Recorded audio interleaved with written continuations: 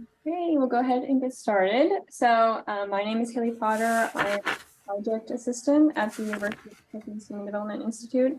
I'm just going to talk a little bit about today's schedule and then introduce our speaker. So this is Social Determinants of Health and Disability, presented by the Kentucky Disability and Public Health and Higher Education Grant. We will have a 20-minute presentation and a 10-minute Q&A at the end, but if you would rather put them in the Q&A portion during the presentation, we will also answer questions during the presentation. So you don't have to hold them until the end. So either option is fine. Our speaker today is Deborah Minton, M.ED CRC, and she is a return to work specialist with Retain Kentucky. In this role, she teaches and assists with the development and implementation of an undergraduate return to work certificate.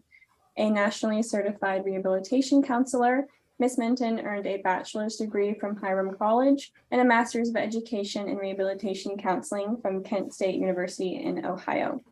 Ms. Minton has worked in a variety of roles in higher education student affairs, where she assisted students with and without disabilities to navigate the university system and problem solve social determinant factors in and out of the classroom. Ms. Minton's research interests include concerns facing individuals with disabilities in higher education, career development, and workplace discrimination. And Ms. Minton values the principles of inclusion, equality, and self-advocacy. So I will go ahead and pass it over to you. Thanks, Haley. Hi, everyone. My name's Deb. It is nice to meet you all on this Zoom webinar here. We're going to talk a little bit about social determinants of health and disability, especially in relation to Healthy People 2030 here. As we go through, if you have questions, please feel free to drop them in the chat. Haley's going to keep you posted so that we can respond to them in real time, and we'll go ahead and get started. So with that, always the disclaimer that the views and opinions that we express in this webinar do not necessarily reflect the views or positions of the Human Development Institute or the University of Kentucky or the funding agency that provided the grant. So with that, we're going to talk about defining social determinants. And in relation to the U.S. Department of Health and Human Services, they define social determinants as the conditions and the environments where people are born, environments where they live, where they learn, where they play, where they worship, where they work, where they age. And those environments affect a wide range of health functioning and quality of life outcomes and risks. Examples of those social determinants include housing and transportation, experiences related to racism, discrimination, or violence, the opportunities that someone has for their job, for education, the income that they earn, access to nutritious food or physical activity, quality of air, water, as well as education and literacy. So you may wonder why social determinants are important. It's because of the impact that they have on people's health and well-being, as well as quality of life. They contribute to a wide amount of health disparities and inequalities. Food deserts are an example. People in a suburban area may have access to multiple grocery stores, to farmers markets and things like that to obtain their healthy foods. Whereas if you live in an urban environment, you may have access to only one grocery store or a convenience store. Depending on where you live, it may be harder for you to get to that information, to be able to access that food. And recognizing with social determinants, it's more than just making healthy choices.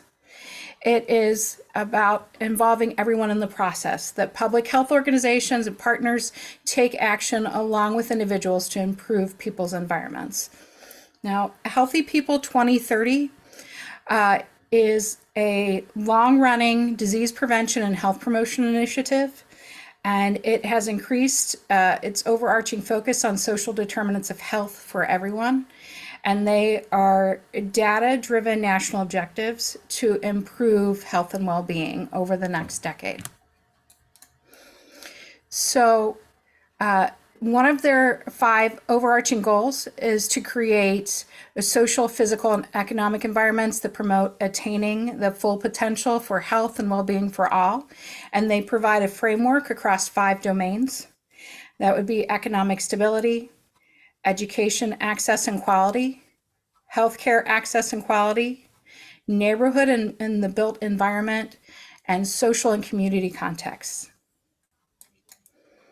So with that, looking at economic stability, Healthy People 2030 focused on people with steady employment are less likely to live in poverty and more likely to be healthy. And so by helping people earn steady incomes, you can achieve that economic stability for all. So they focus with economic stability on employment, food insecurity, housing instability, and poverty. With employment, many factors come into play, but when we're speaking about individuals with disabilities, the unemployment rate for individuals with disabilities is 8.1% when compared to individuals without disabilities at 3.5%. This is numbers from February of 2023.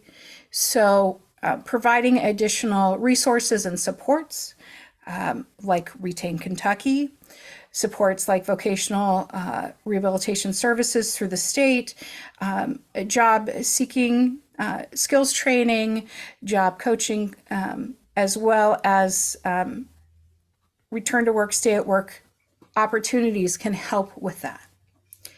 When you're looking at food insecurity, you need to keep in mind that that may be influenced by a number of factors, including income, race, ethnicity, and disability.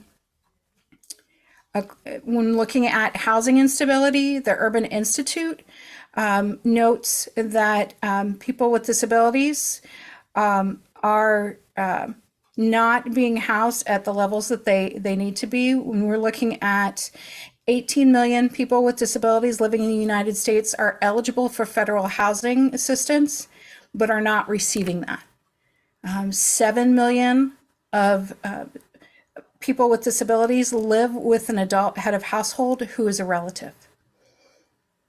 And then poverty, looking at poverty across the lifespan, residents of impoverished communities are at increased risk for mental illness, chronic disease, higher mortality, and lower life expectancy. And older adults with lower incomes experience higher rates of disability and mortality.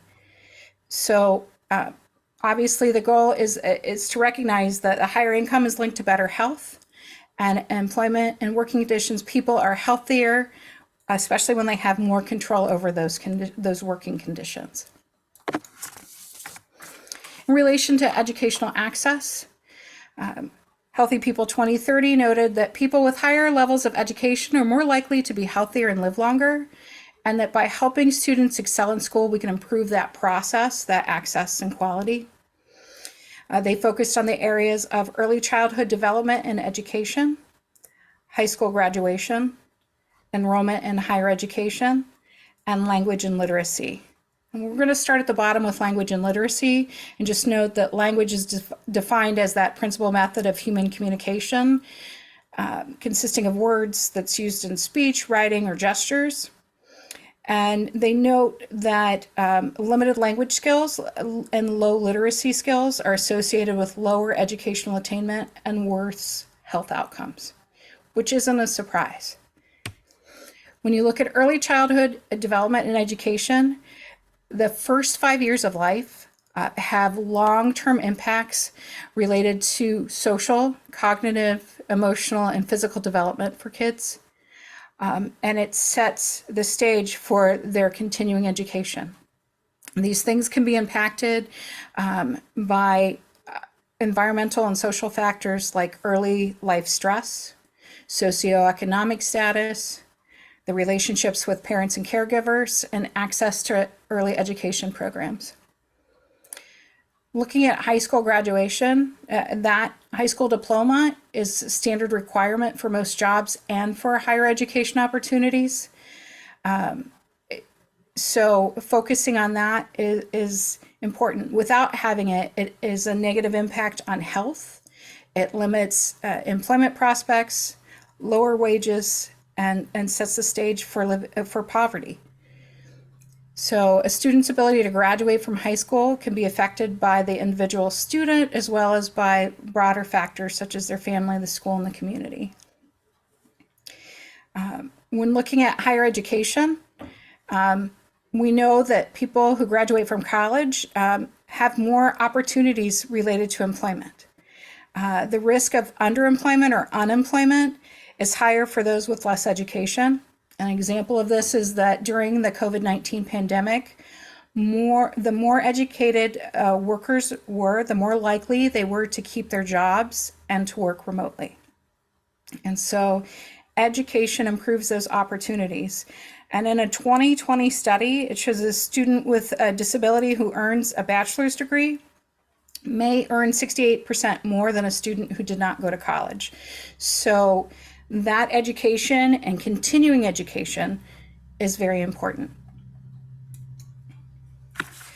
Looking at healthcare access and quality, access to services to prevent and treat disease influences health, and many people in the U.S. are unable to get healthcare services that they need. So Healthy People 2020 focused on the areas of access to health services, access to primary care, and health literacy. So when looking at access to health services, the National Academies of Sciences, Engineering, and Medicine define that as the timely use of personal health services to achieve the best possible health outcomes. So basically, the more that you access your health services, the better that you do. And barriers to accessing those things could include lack of health insurance, poor access to transportation, and limited resources. And access to primary care, building that relationship with medical personnel makes a difference. The research shows that access to primary care is associated with many positive health outcomes.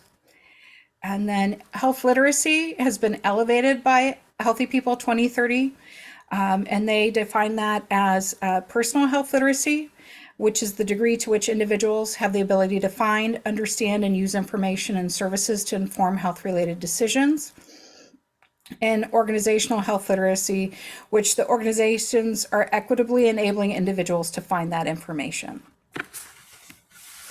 And increasing access to high-quality healthcare services ensure that more individuals have the ability to reach their potential best for health and well-being.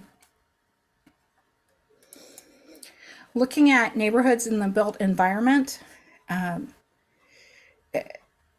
looking at health and safety risks like violence, issues with air or water quality, impacts health and the quality of life. And so creating safer communities, we can provide opportunities to promote interaction and for people to have physical activity. They focused on the following areas, which include access to foods that support healthy dietary patterns, crime and violence, environmental conditions, and quality housing. So food is coming up a second time already, and looking at how that access for healthy food is not only important at the time, but it's important across an individual's lifespan and possibly for future generations. And there is consistent evidence that healthy eating has had beneficial outcomes in relation to cardiovascular disease, obesity, type 2 diabetes, bone health, and certain types of cancer. The second area that they looked at is related to crime and violence. And we know that any person can be affected, whether they experience it directly or indirectly. While it can affect anyone, it impacts certain groups more. They're more likely to be exposed. For example, low-income neighborhoods are more likely to be affected by crime and property crime than high-income neighborhoods. And so there are detrimental health effects that come from being a person who survives violence. through whether it be mental distress or reduced quality of life. So providing supports and services for the folks that have that experience is important. Environmental conditions also play a part. And this could be things like water quality, air quality, geographic locations, weather, climate change also impact these things. Certain populations may be more susceptible to poor environmental conditions that are associated with health disparities, and that includes minoritized communities, communities of lower incomes, those who are unhoused, older adults, pregnant women, and children. And so, as a result, climate change and is expected to become a bigger issue and have more impact for folks, especially for disadvantaged communities. And the final area is quality of housing, and that focuses on the actual condition of a person's home, as well as the social and physical environment which the home is located. Poor housing quality may impact both mental and physical health. Issues such as the presence of lead, mold, asbestos, poor air quality, and overcrowding can contribute to negative health outcomes, including chronic disease and injury. So the physical environment. We do Go have ahead. questions. Yes. Go ahead. The first question we have, are there suggestions on where to start prioritizing social determinants of health to make the biggest impact? Based on the information that I reviewed, there isn't one specific area. They identified the 5 areas, and I think it would be where to start, and it's cyclical. As you can see, they're all interconnected. Figuring out where to start is a challenge, and how do you help the individual? And I think it's going to depend on who you're working with. And you think about Maslow's hierarchy of needs. The basics have to be met before someone can do something else, before you can move upwards. So I guess food, clothing, shelter, before you can think about things like employment and the next things. Awesome. And we have a little bit of a conversation in the chat. Caroline Gooden said, interesting finding that increased accessing of healthcare leads to improved health outcomes. Simple but not easy for folks to believe who have had a few negative medical experiences. Mm-hmm. And Beth Potter said, agreed, Caroline. I wonder if healthcare provider training and academic programs are including social determinants of health in their curricula. I think that's a great question. I don't have the answer to that, but I think that there should be more. And I think working in teams with folks may help with that, because we are bring some of that information. I'm thinking about it from the standpoint of like Retain Kentucky, where folks, coordinators are working with the individual, as well as they may be working with the medical folks to help that person get that release to be able to go back to work. And they may be working with someone else to assist with transportation, and they may be working with someone else to assist with utilities. We kind of play that role in helping bring some of that together, and getting someone to take advantage of potential opportunities. It's building that relationship and building trust. Okay, and Beth Jordan, she said, yes, if you have access to healthcare, you are less likely to have negative medical experiences because you are more likely to get preventative and routine care. And you are also most likely have better access to healthy, safe activities and good food and etc. And those are all the current questions. Okay. Well, we're finishing up on this slide for physical environment. Just basically having those safe things, whether it be water, air, that the house is safe, that contributes to good health. So the 5th area is the social and community context. And that's building relationships and interactions, building that network with family, friends, your neighborhood, and your community is beneficial to the individual's health and well-being, and it's beneficial to the community as well. They focused on 4 areas: civic participation, discrimination, incarceration, and social cohesion. Civic participation, that ranges from formal to informal activities, that voting, volunteering, participating in group activities, but there are positive benefits in what it provides to the community, and there are positive benefits from a health standpoint for the people who participate, which encourages people to continue to participate. That's that mutual benefit and developing that sense of purpose. And looking at discrimination, discrimination occurs at both a structural and individual levels. So that structural discrimination refers to the macro level that limit opportunities, resources, and well-being for less privileged groups. And then that individual discrimination refers to negative interactions between individuals and in their institutional roles and the person. And it doesn't matter whether it's individual or structural discrimination. It causes harm, whether it's intentional or unintentional, or whether it's perceived by the individual or not. There is an impact. For people with disabilities, they are especially vulnerable to experiences of discrimination. It's referred to as ableism at times. And so, you think about the history of discrimination and institutionalization for people with disabilities, and that's caused health inequalities for them. Adults with disabilities are more likely to report that their health be fair to poor, 50.8% compared to 31.5% for people without disabilities. Adults with disabilities are 2.5 times more likely to report skipping or delaying health care because of cost. Pardon me. People with disabilities consistently report higher rates of obesity, lack of physical activity, and smoking. And these disparities can be the result of insufficient or no health insurance coverage, the patient choice, or inaccessible transportation. The third area identified is incarceration, which is a big issue.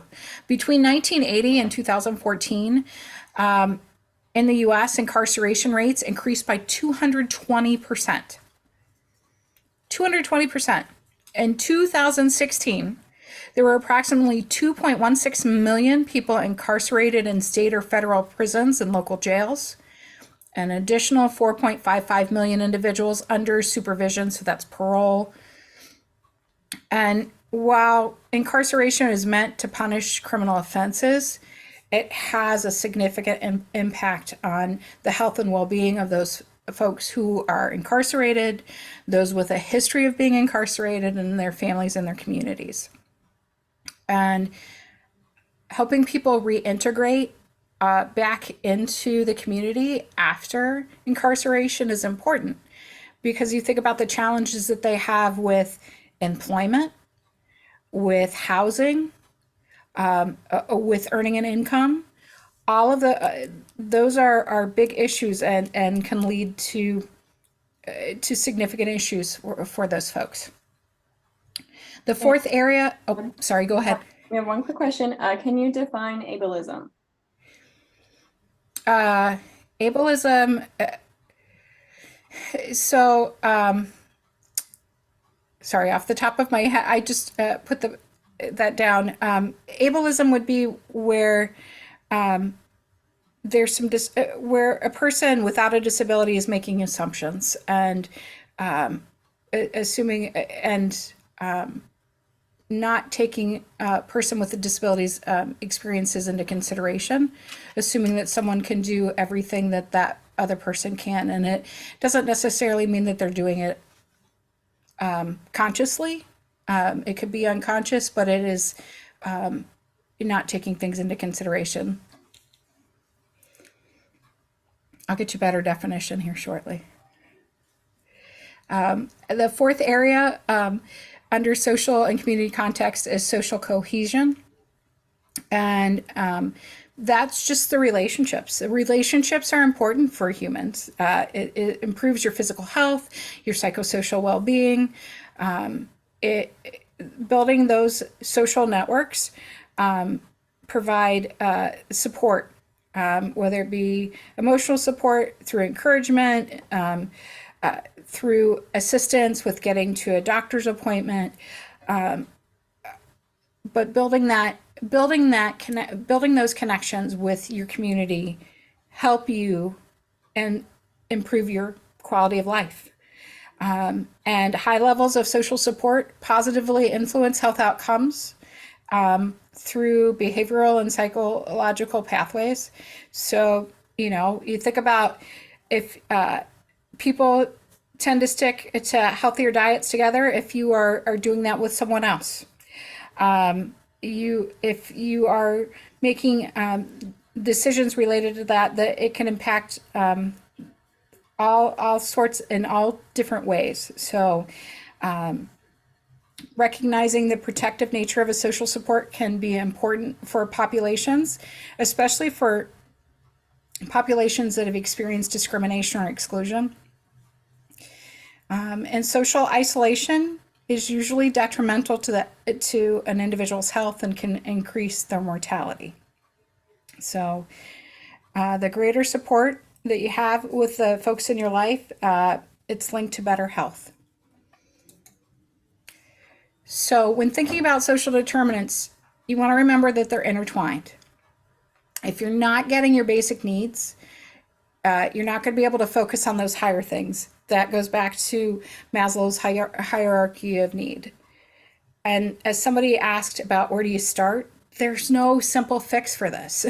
There's a reason that Healthy People 2030 is the longest running initiative. It's because it doesn't get resolved.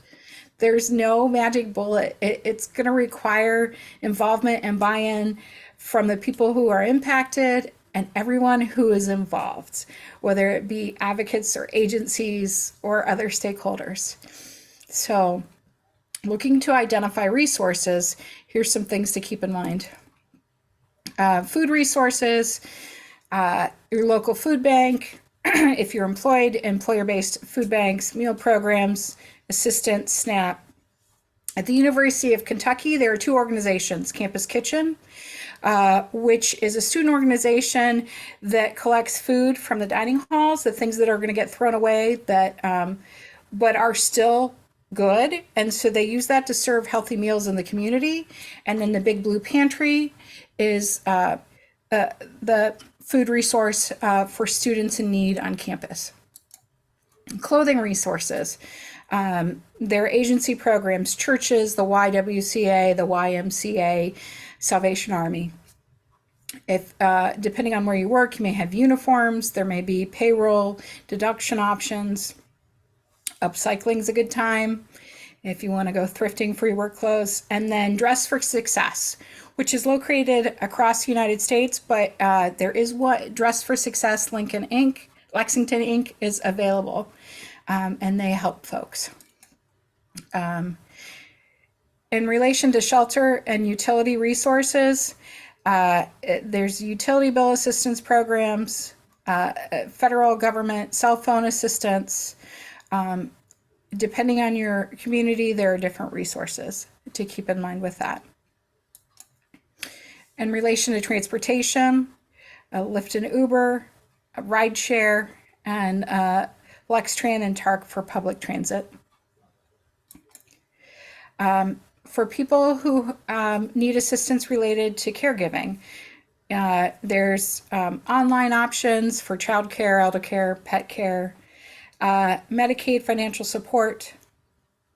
And then if it's related to employment, potentially employers have on-site childcare, elder care programs, or you can work out something related to remote work or flexible work hours. When you're thinking about continuing education, there are grants and scholarships that are available to help folks. And the thing that I would remind you is that you have to complete the FAFSA form, which is the free application for federal student aid, in order to be eligible for those things. There are free options like community workshops and trainings. There is UK Leads, which is a one-time grant for students with identified needs above $5,000. And then in thinking about education and continuing resources for folks with disabilities, they may want to consider registering for services with the UK Disability Resource Center. As a reminder, when you are out of K-12, you as the individual have to register and provide that information. It is not like K-12 where it is guaranteed for you. Questions, comments, thoughts? I know that I went longer than 20 minutes. It's a lot of information in a little bit of time.